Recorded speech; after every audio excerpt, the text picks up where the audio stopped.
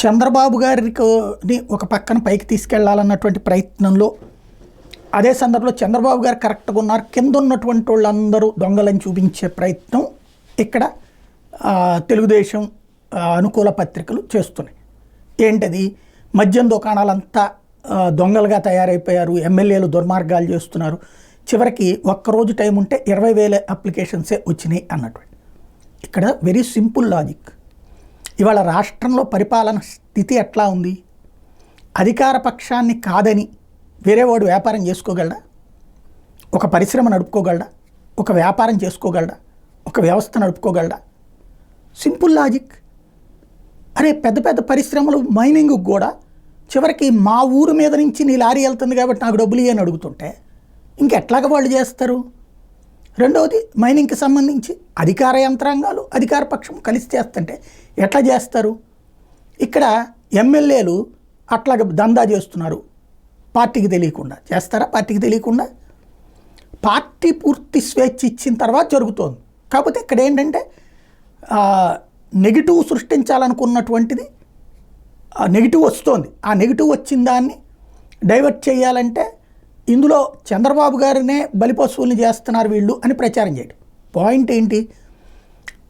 యథా రాజా తదా ప్రజ. ప్రభుత్వం ఎలా ఉంటే ప్రజల ఆలోచన అట్లాగే ఉంటుంది. ఇవాళ రోజున ఒక వైఎస్ఆర్ కాంగ్రెస్ పార్టీ వాడు మద్యం వ్యాపారం పెట్టుకుంటే బతకనిస్తారు వాడిని? రేపు పొద్దున ఏ కల్తీ మందు అనినో మామూలుగా ఒరిజినల్ మందు ఇచ్చినా సరే కల్తీ మందు అని చెప్పి లోపల పెడతారు, వాడిని కేసులు పెడతారు, జైలు పాలు చేస్తారు. 5 ఏళ్ల పాటు మద్యం దుకాణం కోసం జైళ్ళ పాలవుతా అరెస్టులు అయ్యి ఇళ్లలో కూర్చునేటందుకు సిద్ధంగా ఉంటాడు ఎవడన్నా? వ్యాపారం చేసేటందుకు సిద్ధంగా ఉంటాడా? ఇంకెవరు చేయాలి? ఓన్లీ తెలుగుదేశం వాళ్ళే చేయాలి. తెలుగుదేశం వాళ్ళు కూడా ఎమ్మెల్యే ఎవరైతే డిసైడ్ చేస్తారో వాళ్ళే ఇప్పుడు అప్లికేషన్స్.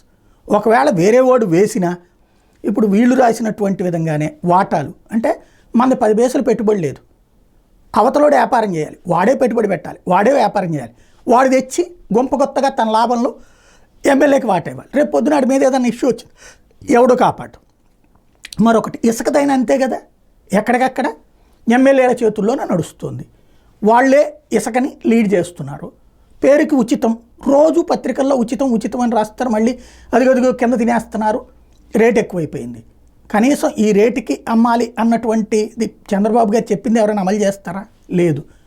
సహజంగా ఇదంతా ఏంటంటే ఎప్పుడైతే గుప్పెట మూసినంత వరకే అందం, గుప్పెట తెరిస్తే ఏముండదు. ఇదివరకు ఇట్లాంటి వాటిలో అధికార యంత్రాంగాలు యాక్షన్ తీసుకునేవాళ్ళు, పార్టీలకు అతీతంగా ఎవరి మీదనైనా చర్య తీసుకునేవాళ్ళు, తద్వారా కంట్రోల్ ఉండేది. ఇప్పుడు పార్టీ పరంగా అధికారులు ఎవడుండాలో కూడా పార్టీని డిసైడ్ చేసేసాక ప్రభుత్వంలో ఉన్నటువంటి వాళ్ళ ఇష్టంగానే నడుస్తున్నప్పుడు ఎలా సాధ్యమవుతుంది? ఇలాంటి వార్తలు రాసుకుంటూ ఉండొచ్చు. కాకపోతే ఏంటంటే ఇది రాసినందుకు సంతోషించాలా, రాసేటప్పుడు కూడా దీన్ని సగం నిజం సగం అబద్ధం సగం నిజాన్ని కవర్ చేసేటటువంటి వ్యవహారం అనేది ఎవరిష్టం వాళ్ళదే.